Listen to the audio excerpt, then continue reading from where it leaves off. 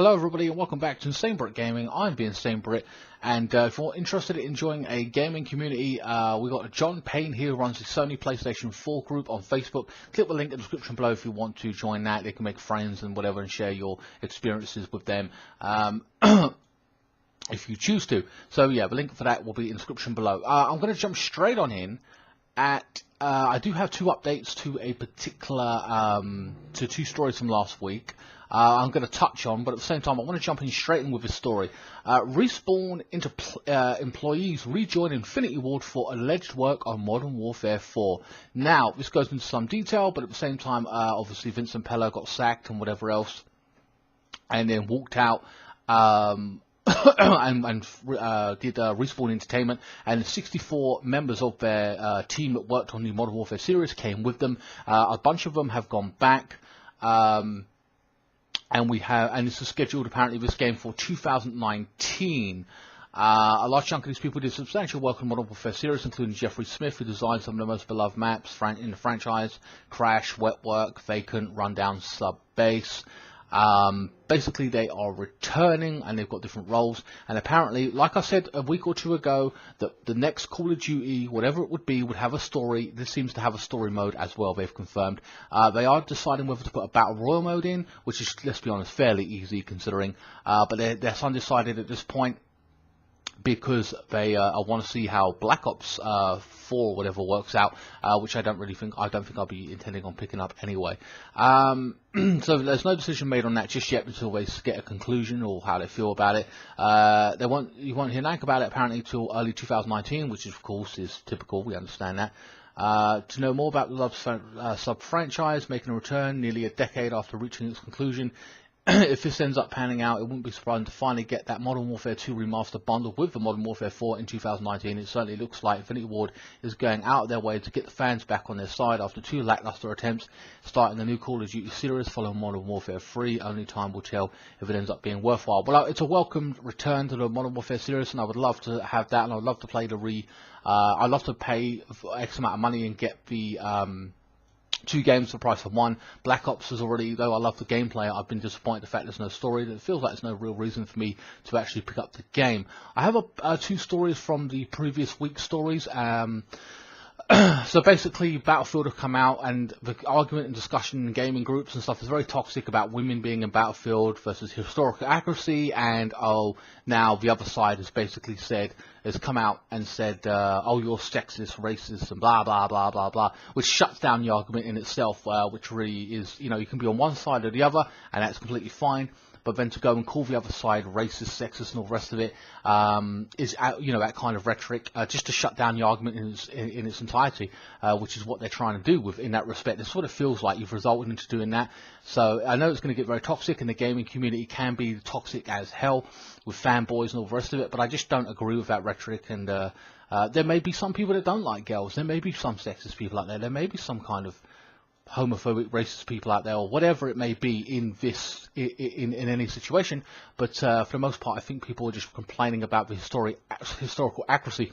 However, what I will say, they're saying, DICE is saying that they're going to put fun above realistics, so basically fun ahead of being authentic in the actual thing in itself. I'm actually a fan of having the girls in the game, so a girl can be a girl character. That's fine, that's cool. But the fact that it was based on historical thing and it ain't accurate is pretty stupid. But that's my opinion, and you've heard it in last week's video. I'm not going to go into that. But it's funny because I have heard one or two people comment, even reviewers from last time's game. Now, when I was playing Battlefield, I saw a black guy. I was fighting a black guy, and I didn't know what side I was on because it was hopping the stories. I didn't know where it was going, and apparently he was a Nazi, a black person fighting for the Nazis, which obviously wasn't true. They hated black people and actually didn't want them in their army point blank. Now, the people who are saying the women should be in Battlefield are saying, oh, that's wrong, you shouldn't have done that, you shouldn't have done that, that's not realistic. I mean, that's kind of offensive. But if you're saying that on the one hand, that isn't true and it's fake, but you're okay with women being in Battlefield, see what I'm saying? It's funny how you notice that one, but you're not willing to notice the other element of it being the other way, with a woman being a Battlefield on, you know what I mean? If it's the way we perceive it as full front, on the front lines, whatever. So it's funny how they pick and choose their battles. I find that ironic. I think that's kind of hypocrisy right there. They have said, Oscar Gabrielson or whatever, the Battlefield sandbox has always been about playing the way you want, like attempting to fit 3 players on a galloping horse with flamethrowers. Battlefield V also get the chance to play as you want.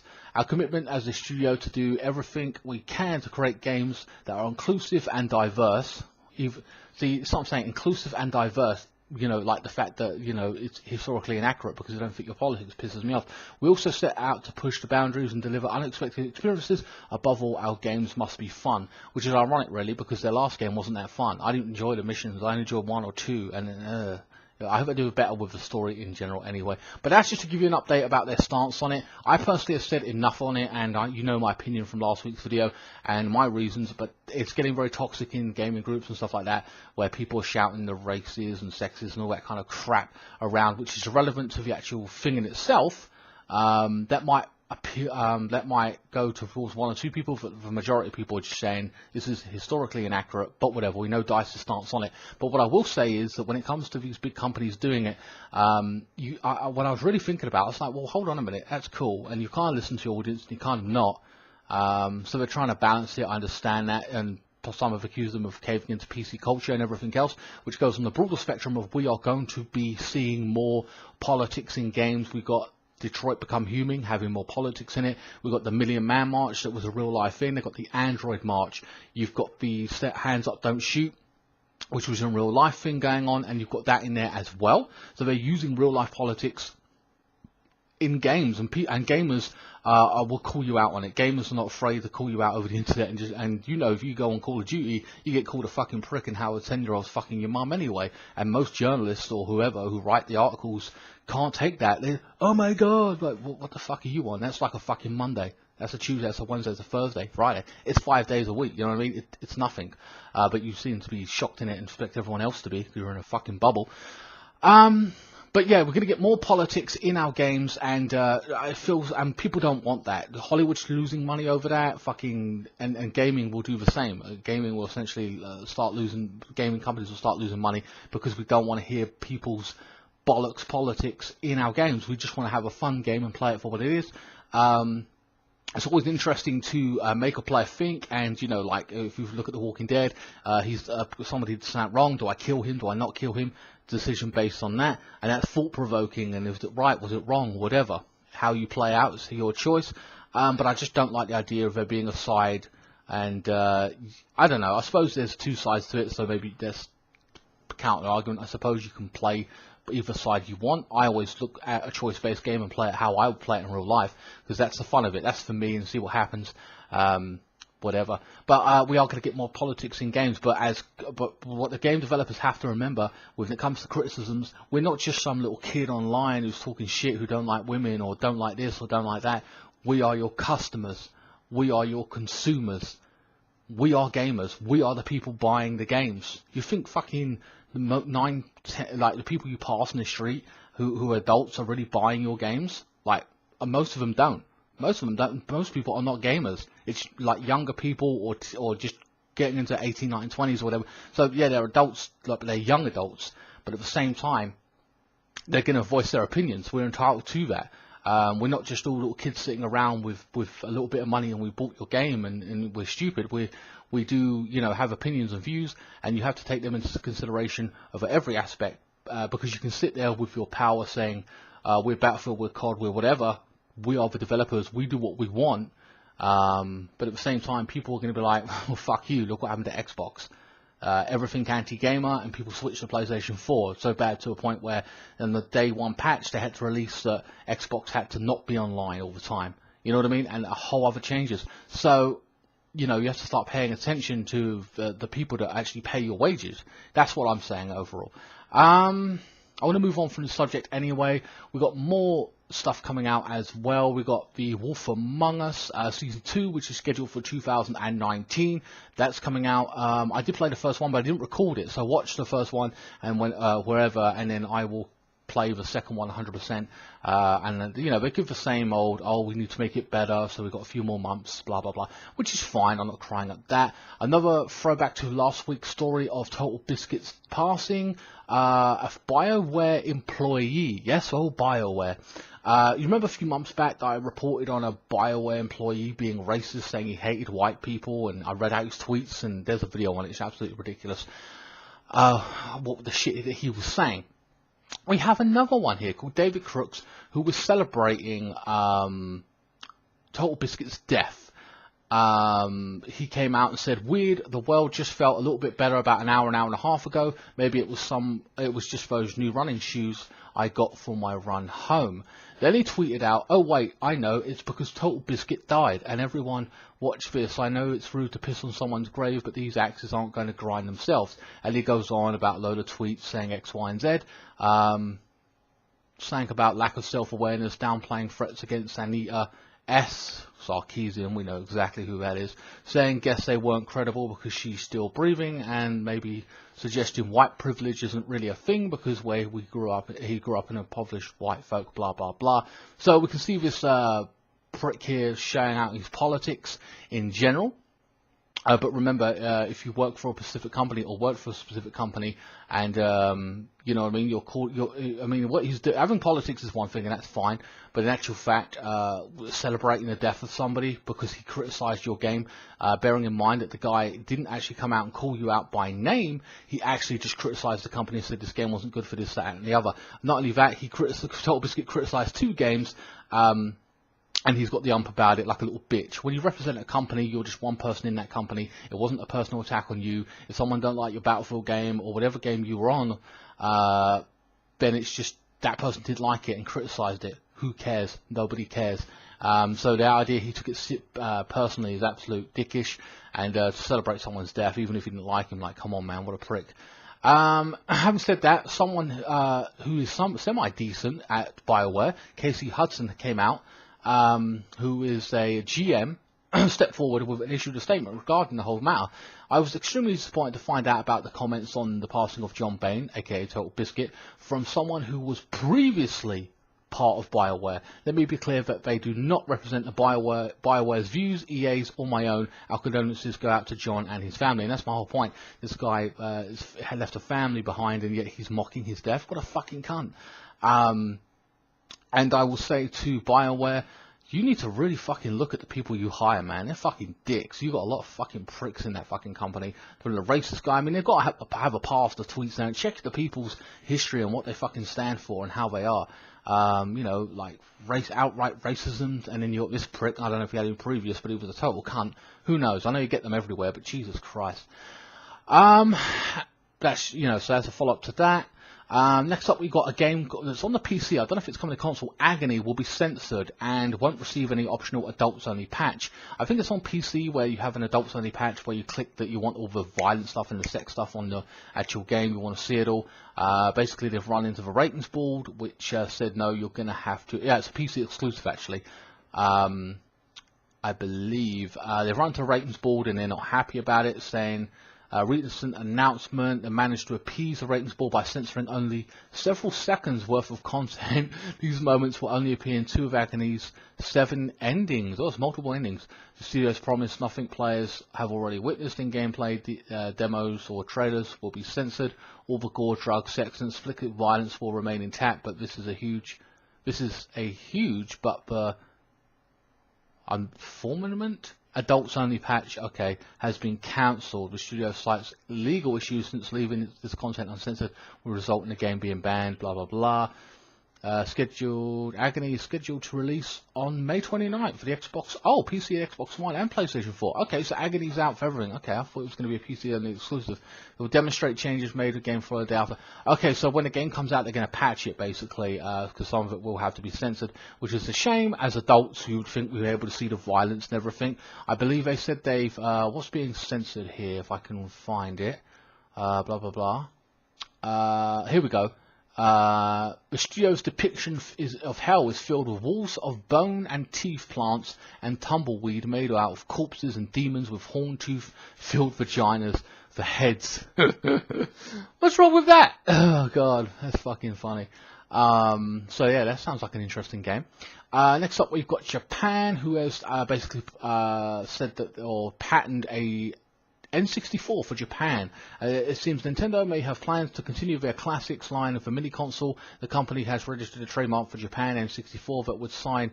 They are preparing some form of N64 Mini, which they much did like the NES and the SNES Mini. Obviously, it's too early to be sure right now, but this does fit a pattern. Blah blah blah.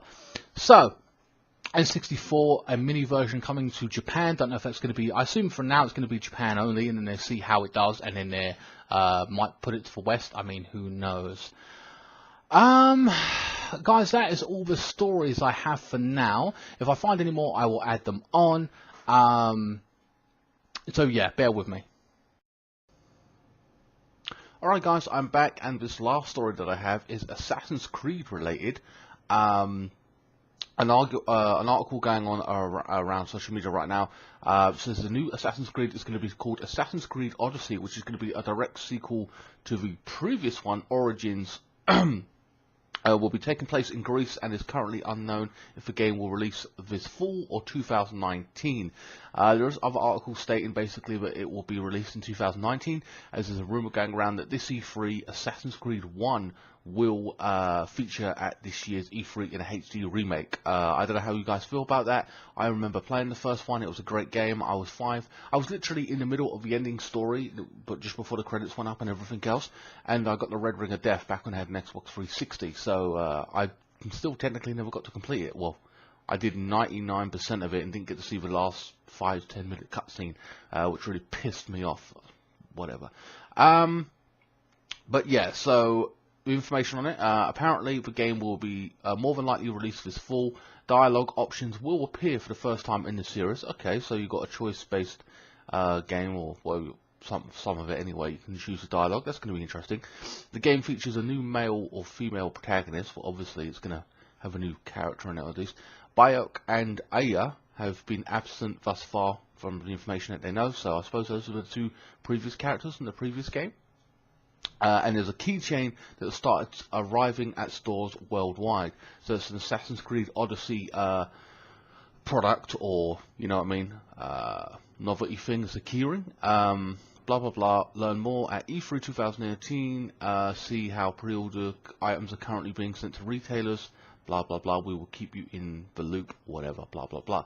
So essentially, what they're saying is this is a new Assassin's Creed game in Odyssey coming out. They don't know if it's going to be this year or 2019.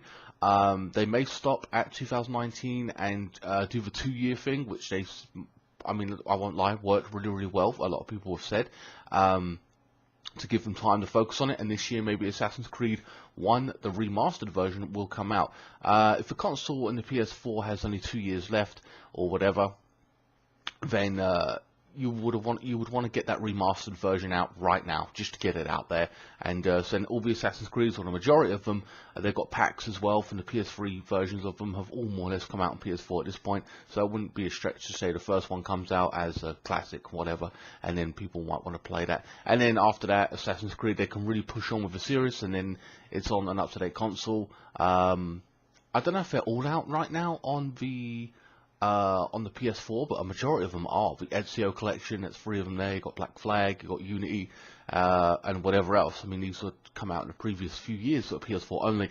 But you can see where I'm going with it. Most of them have been HD'd up and now put on the PS4. Maybe 1 or 2 that have missed out on it. But whatever. Essentially, it is what it is. So guys, that is the end of this week's News Friday. I hope you guys enjoyed it. Would I buy Assassin's Creed 1 if it comes out? I don't know. I'm tempted to, just because I want to play the game, finish it in those HD graphics on the PS4, whatever. But I don't know. I'm still yet to play the other one, which I will play at some point. I don't know when, but I will be playing it at some point. As for Odyssey 2019, I'm happy for it to wait another year before it actually comes out. I mean, I know a lot of people who are fans of the series want it every year, again and again. But I don't know. Maybe you changed your mind about the yearly release, and there's too much of it, and you're happy to wait 2 years to make it extra a lot better and more interesting, and give them more time to focus on it, because Ubisoft do a lot of great work. They get a lot of complaints about their it needs patching, it's buggy, and blah blah blah. But they do knock out a good story, and you know, I know it's essentially the same gameplay, but it's in a different environment. So they do quite well in many aspects. But if it gives them, if they need more time to work more on different weapons and stuff like that, you know, to make it really really interesting, or different styles of combat, or whatever it may be, I don't know. You know, are you happy to wait? I personally am. I don't need it every single year. This yearly franchises keeps going on and on anyway, so it is what it is. I think Halo doesn't come out every year or whatever, and Gears, and they seem to do pretty well as well. So that time loop, and even Call of Duty switched around to 3 developers, so each developer has a 2-year cycle or whatever to work on the game. Anyway, guys, check out today's polls, whatever there be. I'll put a poll in there about something or other, so check those out. Please like, share, comment, and subscribe. Follow me on Facebook, Instagram, Twitter. Links are in the description below, and I will see you next time. Thank you so much for watching.